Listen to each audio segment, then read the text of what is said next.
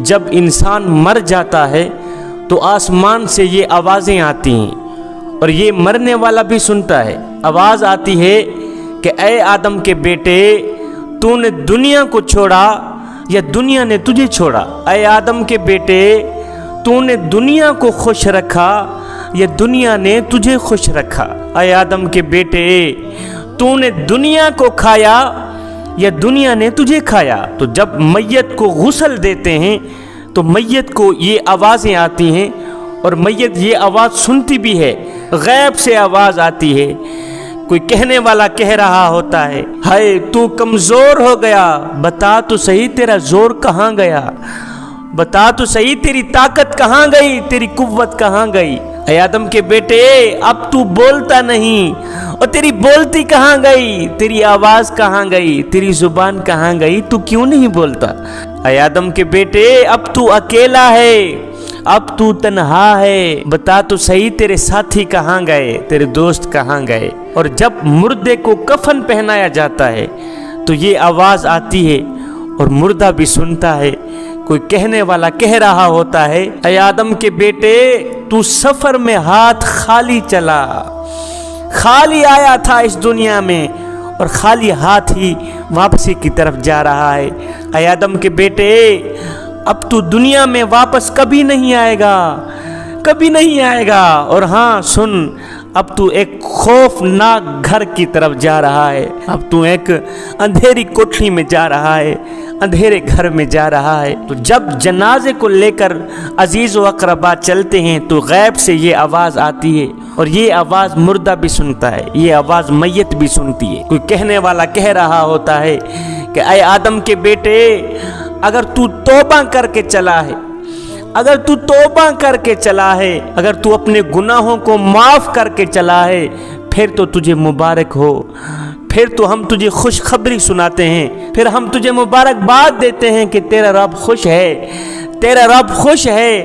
اور جس بندے پہ اس کا رب خوش ہو تو اس بندے کے لیے جنت کے دروازے کھلے ہوتے ہیں۔ اور ہاں اے آدم کے بیٹے، اگر تو نے توبہ نہیں کی، اگر تو نے اپنے گناہ معاف نہیں کرائے، اگر تو توبہ کر کے نہیں مرا تو بڑے غم کی بات ہے، اور مرنے والے پھر بڑے ہی افسوس کی بات ہے کہ تیرا رب تجھ سے ناراض ہے۔ اور جس بندے پہ اس کا رب ناراض ہو تو اس کے لیے جہنم کے دروازے کھلے ہوتے ہیں۔ اے آدم کے بیٹے، دنیا میں تو نے جو کچھ اچھا یا برا کیا وہ تیرے لیے ہی ہے۔ اگر تو نے اچھے کام کیے ہیں تو خوشی دیکھے گا، اگر تو نے دنیا میں برے کام کیے ہیں تو غم دیکھے گا، پھر دکھ دیکھے گا، پھر عذاب دیکھے گا۔ اور جب میت کو عزیز و اقربا دفن کر دیتے ہیں، مٹی کے سپرد کر دیتے ہیں، تو زمین یہ آواز دیتی ہے، مٹی یہ آواز دیتی ہے، اور یہ آواز مردہ سنتا بھی ہے۔ مٹی کہتی ہے کہ اے آدم کے بیٹے، تو میرے اوپر ہنستا تھا، اب روتا کیوں ہے؟ اور تو میرے اوپر خوشیاں کیا کرتا تھا، اب غم کیوں کرتا ہے؟ تو میرے اوپر ہنستا تھا، اب تو میرے اوپر غم کیوں کر رہا ہے؟ اب غم میں کیوں پڑا ہے؟ تو میرے اوپر اکڑ اکڑ کے باتیں کیا کرتا تھا، بتا تو صحیح، اب تو خاموش کیوں پڑا ہے؟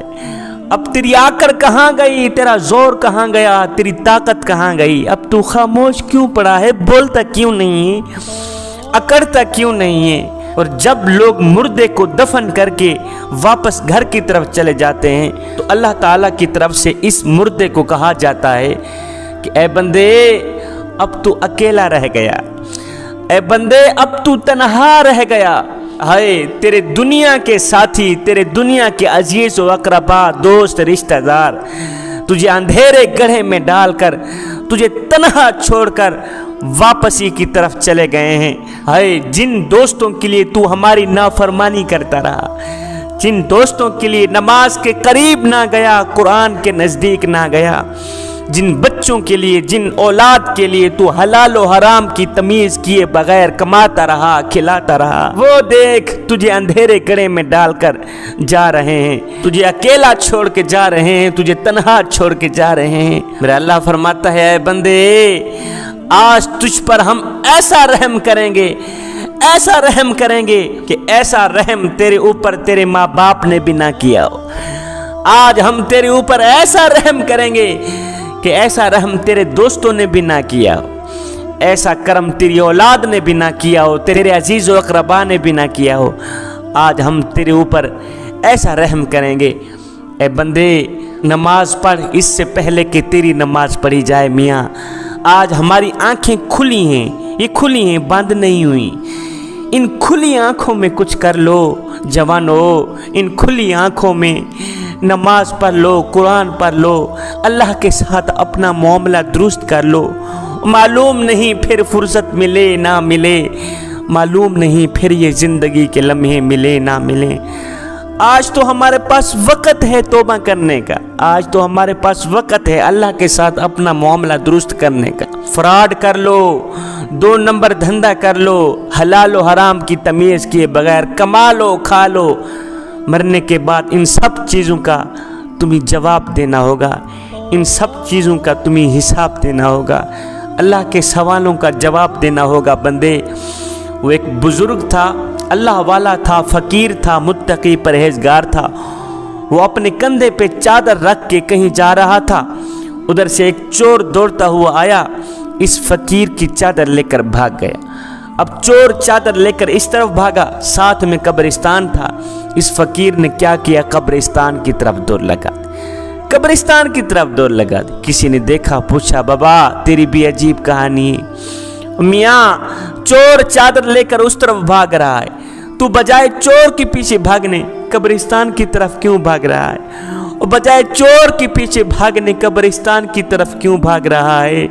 یہ سن کر اس فقیر اللہ والے نے کہا، بیٹے قبرستان کی طرف اس لیے بھاگ رہا ہوں کہ یہ چور جہاں مرضی آئے چلا جائے، آخر اس نے آنا تو قبر میں ہی ہے، آخر اس نے آنا تو قبر میں ہی، آخر اس کا ٹھکانہ تو قبر ہی۔ بیٹا جب یہ اپنے ٹھکانے پہ آئے گا، جب یہ اپنی آخری منزل پہ آئے گا، جب یہ قبر پہ آئے گا تو میں اس سے اپنا حساب لے لوں۔ انسان کمزور پیدا ہوتا، کمزور پیدا ہوتا، مگر طاقتور ہوتے ہی خود کو خدا سمجھنے لگ جاتا ہے۔ ہاں کمزور پیدا ہوتا ہے، مگر 4 دن کی مہلت پا کر حضرت انسان اپنی اوقات بھول جاتا ہے۔ جب انسان اپنی اوقات بھول جاتا ہے پھر اسے اتنا پتہ بھی نہیں رہتا کہ مٹی کا کھلونا جیتے جی تو بہت شور مچاتا ہے، لیکن جب مرتا ہے تو مر ہی جاتا ہے۔ اے حضرت انسان تیرے غرور کی اوقات تو بس اتنی سی ہے، تیرے تکبر کی اوقات تو بس اتنی سی ہے کہ جب تو دنیا میں آیا تھا تو لوگوں نے ہی تیرے ننگے وجود کو ڈھانپا تھا، اور جب تو دنیا سے گیا تھا مرا تھا تو لوگوں نے ہی تیرے ننگے وجود کو ڈھانپ کر تجھے رخصت کیا تھا۔ تو غرور کس بات کا کرتا ہے؟